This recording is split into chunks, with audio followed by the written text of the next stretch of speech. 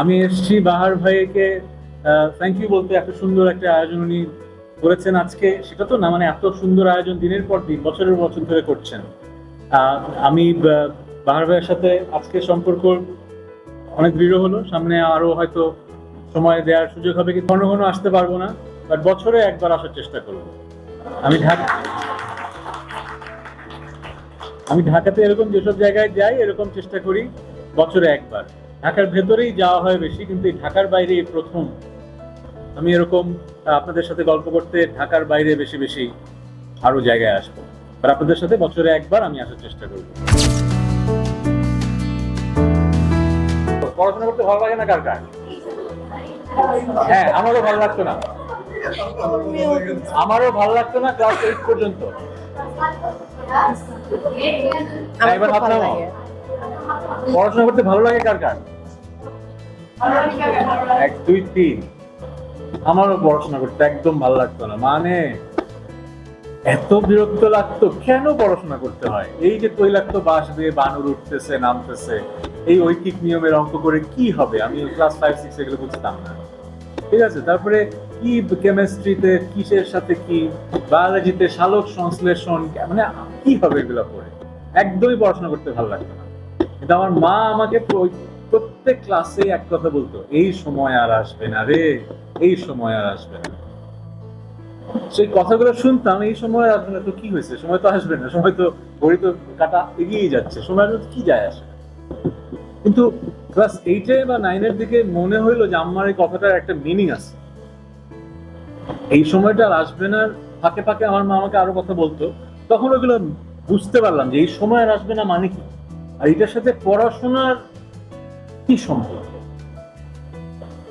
আমরা যে বেঁচে আছি না, আমরা কয় বছর বেঁচে থাকি অ্যাভারেজ? বাংলাদেশের মানুষের গড় আয়ু কত?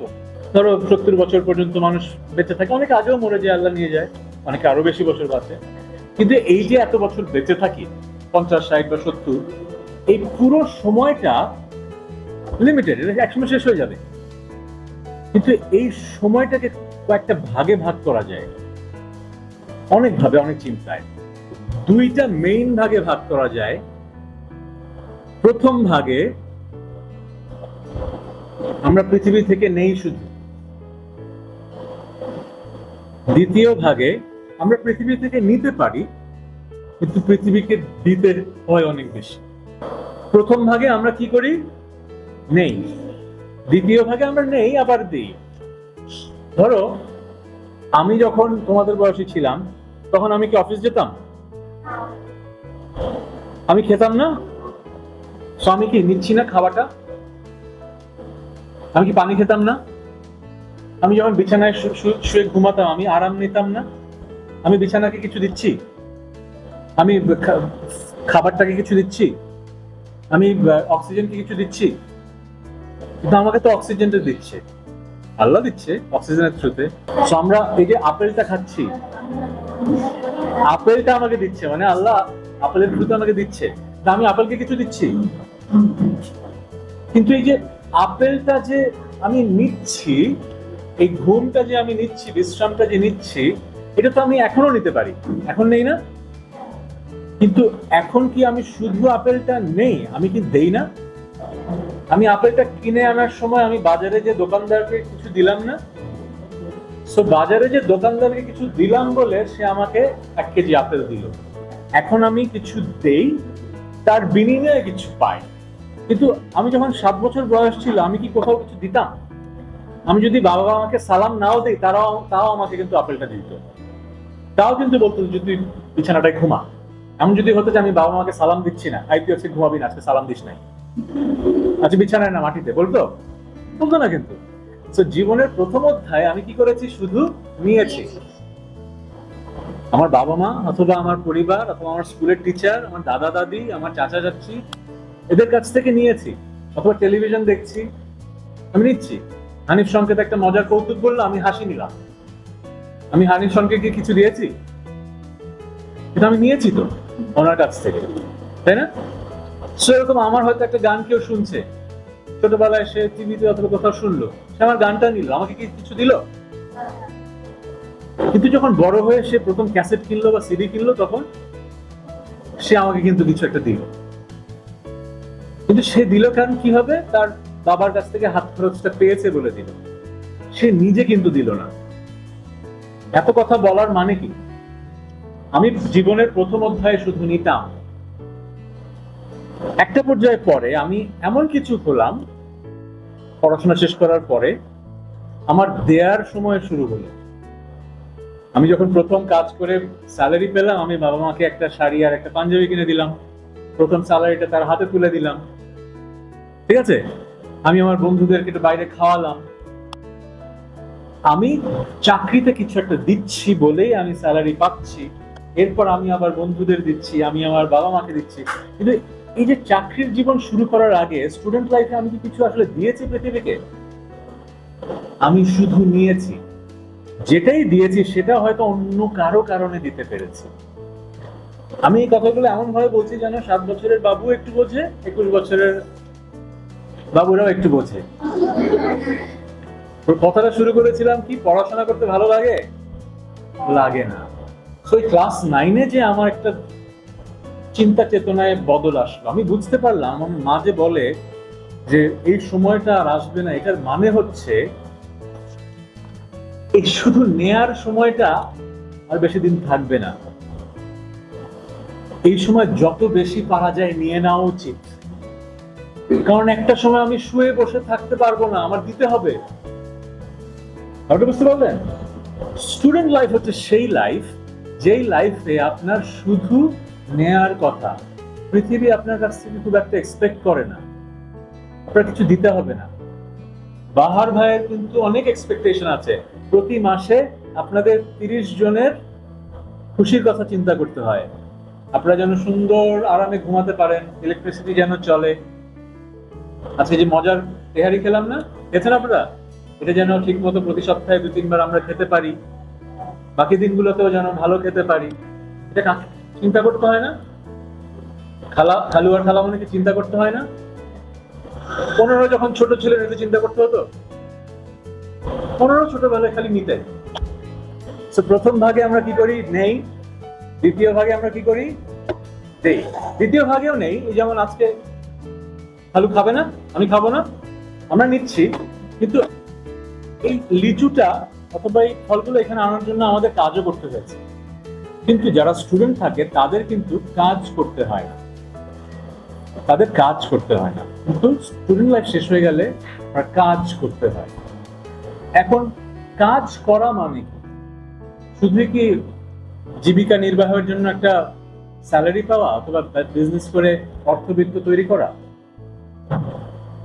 কাজ করা মানে হচ্ছে গিয়ে আপনাকে ভ্যালু ক্রিয়েট করা। ভ্যালু ক্রিয়েট করার জন্য ভ্যালুটা বুঝতে হবে। যখন আমরা একটা গাছ কেটে ফেলছি, আমরা গাছটা নষ্ট করে ফেললাম না, ভ্যালু নষ্ট করলাম। কিন্তু একটা গাছের চারা রোপণ করছি, গাছ হচ্ছে কি করছি? ভ্যালু তৈরি করছি। আল্লাহ করছেন, কিন্তু আমরা সেটা আমাদের থ্রুতে হচ্ছে। কাজ করা মানে ভ্যালু তৈরি করা। একটা গাছ লাগানো হচ্ছে একটা ভ্যালু তৈরি করা, কাজ করা। কিন্তু গাছ কেটে ফেলে যদি সেই কাঠ দিয়ে ফার্নিচার বানানো হয়, ওটা কি? ভ্যালু তৈরি করা। তৈরি করা না, ট্রান্সফার করা। আমি ইজি হওয়ার জন্য বলছি তৈরি করা। একটু খাও, একটু খাও। সো যখন আপনি একটা কর্মজীবনে প্রবেশ করেন, স্টুডেন্ট লাইফ শেষ, পড়াশোনা শেষ, তখন আপনার কাজ হচ্ছে ভ্যালু দিতে হবে পৃথিবীকে। স্টুডেন্ট লাইফে ভ্যালু নিতে পারি আমরা শুধু, আমরা লিচুটা শুধু খেতে পারি স্টুডেন্ট লাইফে। কিন্তু কেউ যদি মনে করেন স্টুডেন্ট লাইফে পার্ট টাইম জব করে, সে কি ধরেন এখানে কি আমরা এখন নবাবগঞ্জে আছি, নবাবগঞ্জের সামনে হয়তো একটা বড় লিচু বাগান হচ্ছে, লিচু বাগানে আপনি সপ্তাহে 2 দিন কাজ করবেন, লিচুর গাছটা আপনি লাগাচ্ছেন, আপনি সেটা প্ল্যান্ট করছেন, তো আপনি কিন্তু ভ্যালু তৈরি করছেন স্টুডেন্ট অবস্থাতেই, তাই না? তখন যখন বছর শেষে ফলন হবে, তখন যখন আপনি লিচুটা খাচ্ছেন, আপনি ভ্যালুটা নিচ্ছেন, কিন্তু এই ভ্যালু তৈরির পিছনে আপনার হাত ছিল। কিন্তু এরকম মানুষ কম যারা স্টুডেন্ট অবস্থাতেই বাংলাদেশে কাজ করে, বিদেশে হয়তো করে, কিন্তু আমাদের দেশে কম করে। আমি যেটা বোঝাতে চাচ্ছি, এত কথা বলার মেইন উদ্দেশ্য, স্টুডেন্ট অবস্থায় আপনি ভ্যালু নিচ্ছেন, আপনাকে মানুষ সুযোগ করে দিচ্ছে ভ্যালু নেয়ার। আপনাকে বাহার ভাই, আমার বাহার ভাই, আপনার বাহার খালু স্কুলে যাওয়ার সুযোগ করে দিচ্ছে। আপনার কি এর বিনিময়ে কিছু করতে হচ্ছে?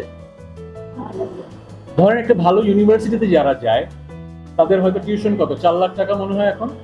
একটা বিবিএ ডিগ্রি অথবা মেডিকেলে পড়তে কত 20 লাখ টাকা লাগে হয়তো। সো টাকা খরচ করতে হচ্ছে, কে দিচ্ছে? হয়তো বাবা মা দিচ্ছে, আপনি ভ্যালুটা নিচ্ছেন। সো এই যে ভ্যালু পাওয়ার জন্য আপনাকে ভ্যালু খরচ করতে হয়, সেটাকে এই বয়সে আপনার করতে হচ্ছে না। কিন্তু একটা সময় পরে যখন আপনার নিজেকে ভ্যালু দিতে পারতে হবে পৃথিবীকে, আপনার উপর এক্সপেকটেশন চলে আসবে। বাহার ভাই এসে বলবে যে আচ্ছা তোরা চাকরি করতেছিস, তোদের নতুন ভাই বোন যারা আসতেছে ওদের জন্য তোরা এখন একটু খরচ কর। আজ থেকে 20 বছর পরে আপনি করবেন না? তখন আবার আপনি ভ্যালু দিবেন না এখানে। কিন্তু তখন কে ভ্যালু বেশি দিতে পারবে? যে এই স্টুডেন্ট লাইফে সবচেয়ে বেশি ভ্যালু নিবে।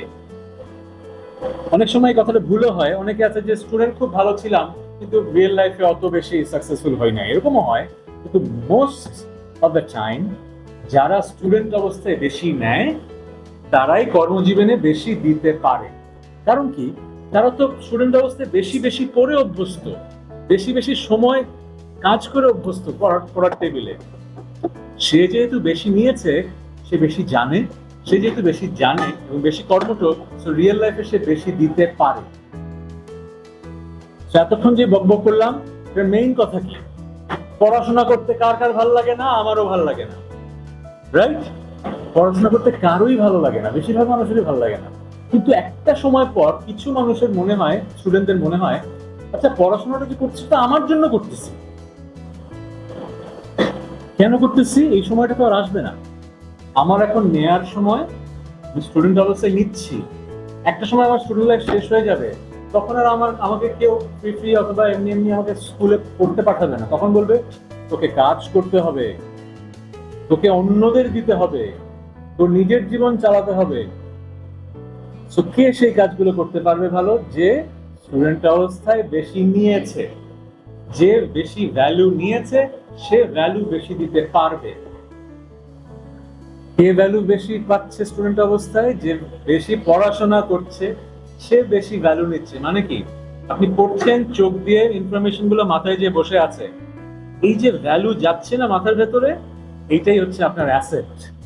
স্টুডেন্ট অবস্থায় যত বেশি ভ্যালু আপনি মাথার মধ্যে নেবেন, স্টুডেন্ট লাইফ যেদিন শেষ হয়ে যাবে সেদিন আপনি পৃথিবীকে দিতে পারবেন বেশি। প্রথম যখন চাকরির ইন্টারভিউটা আসবে, কে চাকরির ইন্টারভিউতে ভালো করবে? যে বেশি ভ্যালু নিয়েছে। সেই ইন্টারভিউ বোর্ডে যে এমন এমন কথা বলবে, ইন্টারভিউ বোর্ডের টেবিলের ওদিকে যারা বসে আছে বুঝবে যাচ্ছে এই ছেলের মেয়ের মাথায় তো বুদ্ধি আছে, এই ছেলে মেয়েটাকে আমার হায়ার করতে হবে, এই ছেলেটাকে অথবা মেয়েটাকে। সো আমার পড়তে ভালো লাগে না, আপনাদেরও পড়তে ভালো লাগে না, কিন্তু কি ভালো লাগার জন্য আমরা করি?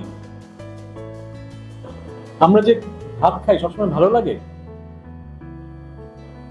সবকিছু আমরা ভালো লাগার জন্য করি না।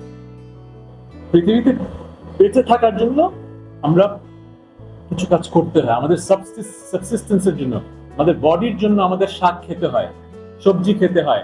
ভালো লাগে সবসময় শাক সবজি খেতে? আমাদের করলা খেতে ভালো লাগে? কিছু লাগে কিছু লাগে না, কিন্তু করলাটা খাই কেন আমরা? যারা পছন্দ করি না তাও আমার শরীরের জন্য এটা ভালো। সো পড়াশোনাটাও অনেক দিক থেকে ওইরকম। পড়াশোনাটা যে আপনার সবসময় ভালো লাগবে না। যাদের ভালো লাগে, you guys are the luckiest. যেটা আমার জন্য করা ভালো সেটা আমার করতে ভালো লাগে। আমার করলা খেতে ভালো লাগে, আমার পড়তে ভালো লাগে। কিন্তু বেশিরভাগ মানুষের তো পড়তে ভালো লাগে না। তারা কেন পড়বে? কারণ এই যে 70 বছরের জীবন অথবা 50 বছরের জীবন, এর শেষের পুরো সময়টা আপনার ভ্যালু ক্রিয়েট করতে হবে, মানুষকে, পৃথিবীকে ভ্যালু দিতে হবে। আপনি তখনই বেশি ভ্যালু ক্রিয়েট করতে পারবেন যখন আপনার মাথায় কি থাকবে? জ্ঞান থাকবে। এই সময়টা নেয়ার সময়, কি নেয়ার সময়? জ্ঞান নেয়ার সময়। আপনার জন্য অনেক ভ্যালু আপনি নিচ্ছেন। আজকে যে লিচুটা খাচ্ছেন, আপনি একটা ভ্যালু নিচ্ছেন পৃথিবীর কাছ থেকে। কিন্তু এইটা মুখে যে আপনার বডিতে যাবে, তারপরে ক্যালোরি খরচ হয়ে যাবে। কিন্তু যখন একটা বই পড়বেন, গল্পের বই, সেটা মাথায় যে কিন্তু থেকে যাবে। আজ থেকে 20 বছর পরেও কোনো একটা জায়গায় ওইটা, যে নলেজটা আপনার কাজে লাগতে পারে। যেমন আমি যে আজকে কথা বলছি, আমি তো প্ল্যান করে আসিনি কি কথা বলবো। আমি জানি যে আপনাদের সাথে গল্প করতে আসবো, কিন্তু আমি যে কথা বলতে পারছি এর মূল কারণ হয়েছে একসময় তো আমি পড়াশোনা করেছি কিছু একটা। ওইখান থেকে আমি জানি যে কি পড়াশোনা করলে কোথায় কি বললে কি কাজে দেয়। তো আমি আজকে আপনাদের সাথে যে 1 ঘন্টায় সময় দিচ্ছি, আমি এমন কোনো কথা বলতে চাই যেটা শুনলে 20 বছর পরে অথবা 30 বছর পরে যখন দেখা হবে, তখন আপনি আমাকে বলবেন যে আঙ্কেল, আপনি যে কথাটা বলেছিলেন ওই দিনের পর থেকে আমি বুঝতে পারছি যে আমার নেয়ার সময় এখন, এই জন্য আমি বেশি বেশি নিব, স্বার্থপর ভাবে নিব। পড়াশোনা আমার ভালো লাগে খারাপ লাগে সেটা আমি চিন্তা করব না, আমি আমার নিজের জন্য নেব, ভ্যালু নেব। কিভাবে ভ্যালু নেব? বইয়ের সাথে সময় দিয়ে নেব।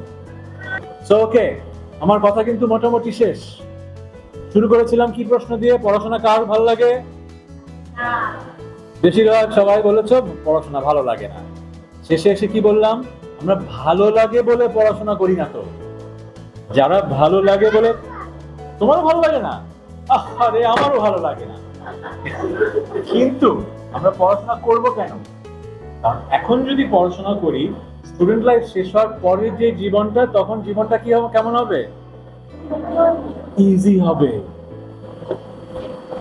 ইজি হবে। ইজি হওয়া মানে ওই যে গ্র্যাটিটিউড নিয়ে বেঁচে থাকতে পারবো। বলেছিলাম না একজন লোকের কথা, একজন রাজপুত্রের কথা, তার জীবন অনেক ভালো আছে, কিন্তু সে আত্মজীবনীতে তার খারাপ গুলোই লিখে ফেলেছে। 20 বছর পরে যখন আপনারা কাজে থাকবেন, তখন যখন আপনি চিন্তা করবেন যে আমার গত 20 বছর কেমন কাটলো, আপনি চিন্তা করবেন যে আমার গত 20 বছর খারাপ কেটেছে কিছু জিনিস, কিন্তু ভালো বেশি কেটেছে, কারণ আমি অনেক ভ্যালু নিয়েছি এবং এই কারণে এখন আমি একটা খুব ভালো চাকরি করছি, খুব ভালো একটা ব্যবসা করছি, আমি নিজে ভালো আছি, আমার আশেপাশের মানুষজনকে আমি ভালো রাখছি। যেরকম বাহার ভাই নিজে সাকসেসফুল বলে এই যে আপনাদের 30 জনের জন্য প্রতিদিন উনি আর ভাবি আপনাদের জন্য কাজ করে যাচ্ছেন, করছেন না? উনি যদি আত্মজীবনী লিখেন, ওনার জীবনে কি খারাপ কিছু থাকবে না? থাকতে পারে তো, কিন্তু উনি আত্মজীবনীতে সবচেয়ে বেশি কি লিখবেন? আপনাদের কথা লিখবেন। আপনারা যখন বড় হয়ে অনেক বড় বড় চাকরি করবেন, ব্যবসা করবেন, বাংলাদেশের জন্য কাজ করবেন, নিজেদের জন্য কাজ করবেন, এটা সবচেয়ে বেশি প্রাউড হবে কে? দাদু হবে না?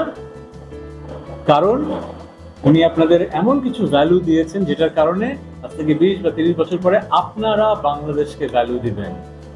সো ভ্যালু দিতে যাওয়ার জন্য কি করতে হবে? এখন ভ্যালু দিতে হবে।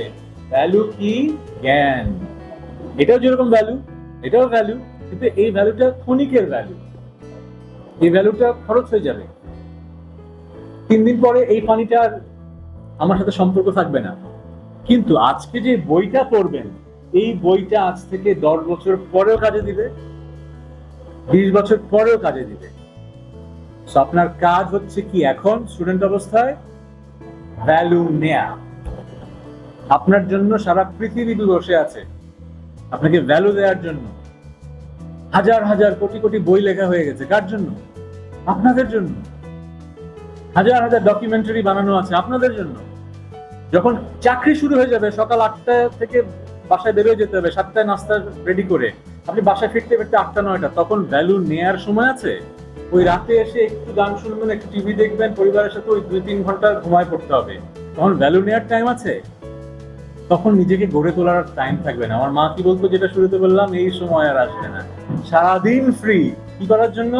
ভ্যালু নেওয়ার জন্য। এখন আমাকে অফিস করতে হয় না, কাজ করতে হয় না, স্যালারির চিন্তা করতে হয় না, বাসা ভাড়ার চিন্তা করতে হয় না, বাইকের তেলের কথা চিন্তা করতে হয় না। এখন আমার কি চিন্তা করতে হয়? পড়া ভালো লাগে না। তাহলে আপনারা খুব প্রিভিলেজ না? ওই যে রাজপুত্র যে আত্মজীবনীতে লিখেছে তার খুব জীবনটা খারাপ, তার চেয়ে আপনারা অনেক বেশি প্রিভিলেজ না?